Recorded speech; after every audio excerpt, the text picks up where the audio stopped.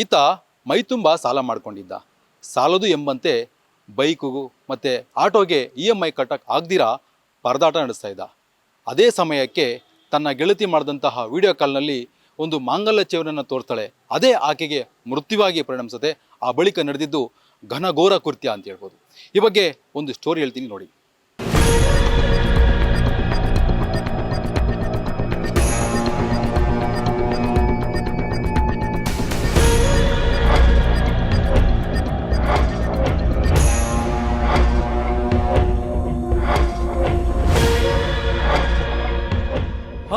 August 2025 Chikkaballapur ಜಿಲ್ಲೆಯ Manchenahalli police ಠಾಣಾ ವ್ಯಾಪ್ತಿಯ ನ್ಯಾಮಗೊಂಡ್ಲು ಬಳಿ ಒಂದು ಅಪರಿಚಿತ ಮಹಿಳೆಯ ಶವ ಪತ್ತೆಯಾಗಿತ್ತು. ಕೊಳೆತ ಸ್ಥಿತಿಯಲ್ಲಿದ್ದ ಮಹಿಳೆ ಶವದ ಕುರಿತು ಮಾಹಿತಿ ಸಿಗ್ತಾ ಇದ್ದಂತೆ ಮಂಚೇನಹಳ್ಳಿ ಪೊಲೀಸರು ಸ್ಥಳಕ್ಕೆ ಓಡೋಡಿ ಬಂದಿದ್ರು. ಅಪರಿಚಿತ ಶವ ಸಿಕ್ಕ ಸ್ಥಳದ ಮಹಜರು ಮಾಡಿದ ಪೊಲೀಸರು ಅಸಹಜ ಸಾವಿನ ಪ್ರಕರಣ ದಾಖಲಿಸಿಕೊಂಡು ತನಿಖೆ ಶುರು ಮಾಡಿದ್ರು. ನಮ್ಮ Chikkaballapur district Manchenahalli police station limits ಅಲ್ಲಿ 17th ಆಗಸ್ಟ್ಗೆ ಒಂದು UDR ಕೇಸ್ ರಿಪೋರ್ಟ್ ಆಯಿತು. ಅನುಮಾನಾಸ್ಪದ ಡೆತ್ ಆಗಿದೆ, ಈ ತರ ಒಂದು ಡೆಡ್ ಬಾಡಿ ಸಿಕ್ಕಿದೆ ನಮಗೆ ನ್ಯಾಮಗಂಡ್ಲು ಹತ್ರ ಬ್ರಿಡ್ಜ್ ಹತ್ರ. ಆ ಬಾಡಿ ಡಿಕಂಪೋಸ್ ಆಯಿತು. ಮತ್ತೆ ಒಬ್ರು ಲೇಡಿ ಅರೌಂಡ್ 30 years ಏಜ್ ಇದೆ, ಈ ತರ ನಮಗೆ ಗೊತ್ತಾಗಿದೆ. ಆಮೇಲೆ ನಾವು ಅಕ್ಕಪಕ್ಕ ಎಲ್ಲ ಊರಲ್ಲಿ ಮತ್ತೆ ಸಿನ್ಸ್ ಆಂಧ್ರ ಬಾರ್ಡರ್ ಇದೆ ಅಲ್ಲಿ ಕೂಡ ಪತ್ತೆ ಮಾಡಿದ್ದೀವಿ.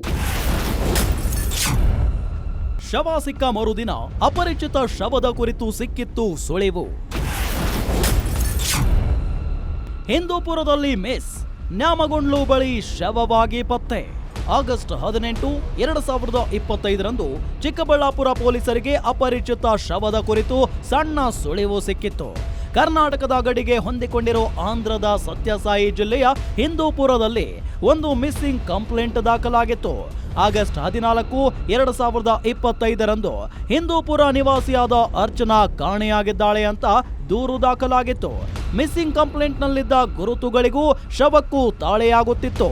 ಕೊನೆಗೆ ಇದು ಹಿಂದೂಪುರದ ಅರ್ಚನಾಳ ಶವ ಅಂತ ಪೊಲೀಸರು ಕನ್ಫರ್ಮ್ ಮಾಡಿಕೊಂಡಿದ್ರು. ಹಿಂದೂಪುರದಲ್ಲಿ ಮಿಸ್ ಆಗಿದ್ದ ಅರ್ಚನಾ ನ್ಯಾಮಗೊಂಡ್ಲು ಬಳಿ ಶವವಾಗಿ ಪತ್ತೆಯಾಗಿದ್ಲು. 4 days ಆದ್ಮೇಲೆ ನೆಕ್ಸ್ಟ್ 18th 1 day ಆದ್ಮೇಲೆ ನಮಗೆ ಗೊತ್ತಾಗಿದೆ ಕಿ ಹಿಂದೂಪುರ ಪೊಲೀಸ್ ಸ್ಟೇಷನ್ ಅಲ್ಲಿ, ಹಿಂದೂಪುರ ಟೌನ್ ಪೊಲೀಸ್ ಸ್ಟೇಷನ್ ಅಲ್ಲಿ 14th ಇಂದ ಮಿಸ್ಸಿಂಗ್ ಇದ್ದಾರೆ ಒಬ್ರು ಲೇಡಿ. 14th ಅಲ್ಲಿ ಅವರು ಮಿಸ್ಸಿಂಗ್ ಕೇಸ್ ರಿಜಿಸ್ಟರ್ ಮಾಡಿದ್ದಾರೆ. ಆ ಮಿಸ್ಸಿಂಗ್ ಕೇಸ್ ಲೇಡಿದು ಐಡೆಂಟಿಟಿ ಸೇಮ್ ಮ್ಯಾಚ್ ಆಗ್ತಾ ಇದೆ. ಆಮೇಲೆ ನಮ್ಮ ಮಾಹಿತಿ ಪ್ರಕಾರ ಹಿಂದೂಪುರ ಪೊಲೀಸ್ ನಮಗೆ ಮಾಹಿತಿ ಕೊಟ್ಟಿದ್ದಾರೆ.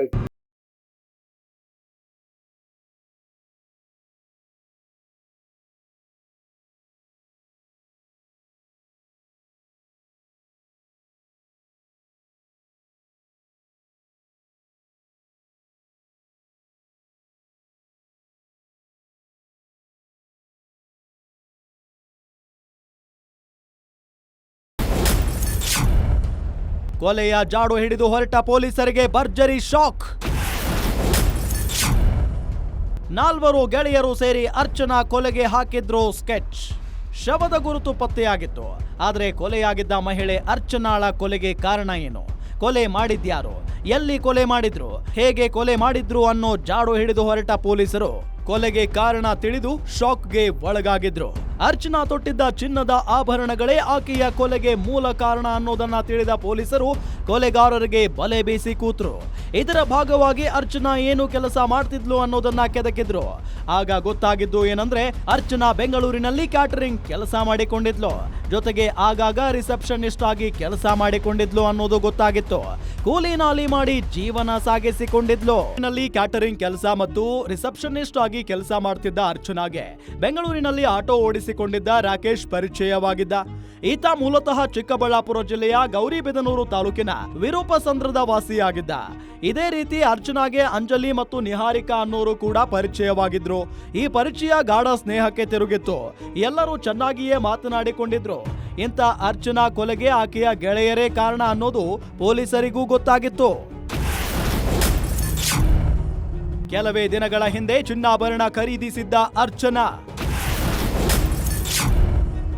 ವಿಡಿಯೋ ಕಾಲ್ ಮೂಲಕ ಚಿನ್ನಾಭರಣ ತೋರಿಸಿದ್ದ ಮಹಿಳೆ.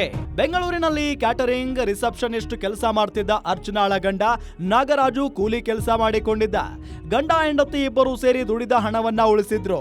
ಸುಮಾರು 4 ಲಕ್ಷ ರೂಪಾಯಿ ಉಳಿಸಿದ್ದ ನಾಗರಾಜು ಅರ್ಚನಾ ದಂಪತಿ ಕೆಲವೇ ದಿನಗಳ ಹಿಂದೆ ಚಿನ್ನಾಭರಣ, ಮಗಳ ಕಾಲಿಗೆ ಬೆಳ್ಳಿ ಚೈನ್ ಖರೀದಿಸಿದ್ರು. ಹೀಗೆ ತಾನು ಖರೀದಿಸಿದ್ದ ಆಭರಣಗಳನ್ನ ವಿಡಿಯೋ ಕಾಲ್ ಮೂಲಕ ತಮ್ಮ ಗೆಳೆಯರಿಗೆ ತೋರಿಸಿದ್ಲು. ಹೀಗೆ ವಿಡಿಯೋ ಕಾಲ್ ಮೂಲಕ ಮಹಿಳೆ ಚಿನ್ನಾಭರಣ ತೋರಿಸಿದ್ದ ಆಕೆಯ ಜೀವಕ್ಕೆ ಮುಳುವಾಗಿದೆ.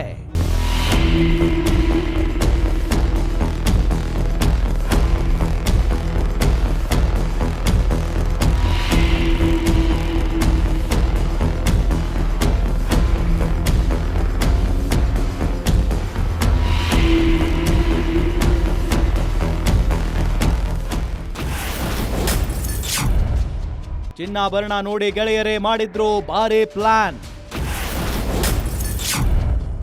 EMI ಕಟ್ಟಲು ಪರದಾಡುತ್ತಿದ್ದವ ಇಟ್ಟಿದ್ದ ಮುಹೂರ್ತ. ವಿಡಿಯೋ ಕಾಲ್ ಮಾಡಿ ತಾನು ಕೊಂಡುಕೊಂಡಿದ್ದ ಚಿನ್ನಾಭರಣವನ್ನ ಅರ್ಚನಾ ತನ್ನ ಗೆಳೆಯರಿಗೆ ತೋರಿಸಿದ್ಲು. ಯಾವಾಗ ರಾಕೇಶ್ ಚಿನ್ನಾಭರಣವನ್ನ ನೋಡಿದ್ನೋ ಅವನು ಗೆಳತಿ ಅನ್ನೋದನ್ನ ನೋಡದೆ ಮುಹೂರ್ತ ಇಟ್ಟು ಬಿಟ್ಟಿದ್ದ. ಬೆಂಗಳೂರಿನಲ್ಲಿ ಸಾಲ ಮಾಡಿ ಆಟೋ ಕೊಂಡುಕೊಂಡಿದ್ದ ರಾಕೇಶ್ EMI ಕಟ್ಟಲಾಗದೆ ಪರದಾಡ್ತಾ ಇದ್ದ. EMI ಕಟ್ಟೋಕೆ ಅಂತ ತನ್ನ ಬೈಕ್ ಅಡ ಇಟ್ಟಿದ್ದ. ಜೊತೆಗೆ ಮೈ ತುಂಬಾ ಸಾಲ ಮಾಡಿಕೊಂಡಿದ್ದ. ಸಾಲ ಕೊಟ್ಟಿದ್ದವರು ಆತನ ಬೆನ್ನು ಬಿದ್ದಿದ್ರು. ಸಾಲಗಾರರ ಕಾಟ ತಾಳಲಾಗದೆ ಅವನು ಒಂದು ಪ್ಲಾನ್ ಮಾಡಿದ್ದ.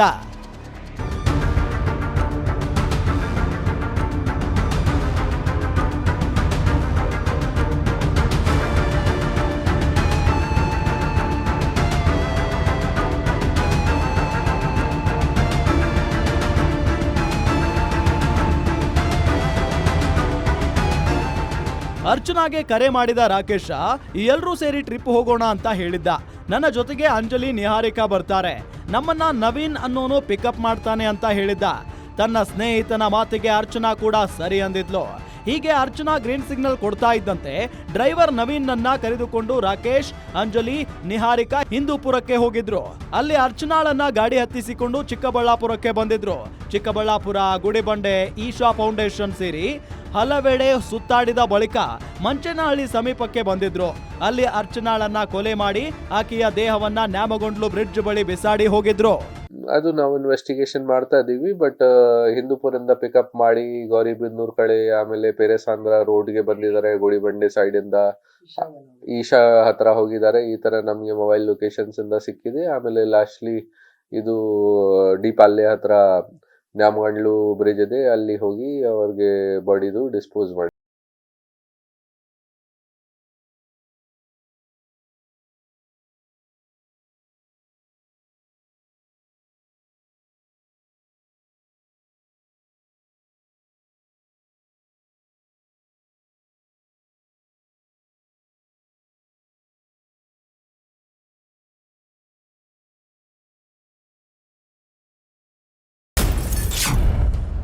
ನಾಲ್ವರಲ್ಲಿ ಇಬ್ಬರು ಕಿರಾತಕರ ಹೆಡೆಮುರಿ ಕಟ್ಟಿದ ಪೊಲೀಸರು. ನಾಪತ್ತೆಯಾಗಿರೋ ಉಳಿದಿಬ್ಬರ ಬಂಧನಕ್ಕೆ ಪೊಲೀಸರ ಬಲೆ. ಯಾವಾಗ ಮೈತುಂಬಾ ಸಾಲ ಮಾಡಿಕೊಂಡಿದ್ದ ರಾಕೇಶ್ EMI ಕೂಡ ಕಟ್ಟಲಾಗದೆ ಪರದಾಡ್ತಿದ್ದ. ಈ ರಾಕೇಶ್ ಅರ್ಚನಾ ಮೈ ಮೇಲಿದ್ದ ಚಿನ್ನದ ಸರ ಆಸೆಗಾಗಿ ಉಳಿದ ಮೂವರನ್ನ ಜೊತೆಗೆ ಸೇರಿಸಿಕೊಂಡು ಕೊಲೆ ಮಾಡಿದ್ದಾನೆ ಅನ್ನೋದು ಪೊಲೀಸರಿಗೆ ಗೊತ್ತಾಯಿತು. ತಕ್ಷಣ ಅಲರ್ಟ್ ಆದ ಪೊಲೀಸರು ರಾಕೇಶ್ ಮತ್ತು ಅವನ ಪ್ರೇಯಸಿ ಅಂಜಲಿಯನ್ನ ಬಂಧಿಸಿದ್ದಾರೆ. ಕೊಲೆ ವಿಚಾರ ಪೊಲೀಸರಿಗೆ ಗೊತ್ತಾಗಿದೆ ಅಂತ ತಿಳಿದ ಬಳಿಕ ನವೀನ್ ಮತ್ತು ನಿಹಾರಿಕಾ ಎಸ್ಕೇಪ್ ಆಗಿದ್ದಾರೆ. ನಾಲ್ವರಲ್ಲಿ ಇಬ್ಬರ ಹೆಡೆಮುರಿ ಕಟ್ಟಿರೋ ಪೊಲೀಸರು ಪ್ರಕರಣದಲ್ಲಿ ಭಾಗಿಯಾಗಿರೋ ನವೀನ್ ಮತ್ತು ನಿಹಾರಿಕಾ ಬಂಧನಕ್ಕೆ ಬಲೆ ಬೀಸಿ ಕೂತಿದ್ದಾರೆ.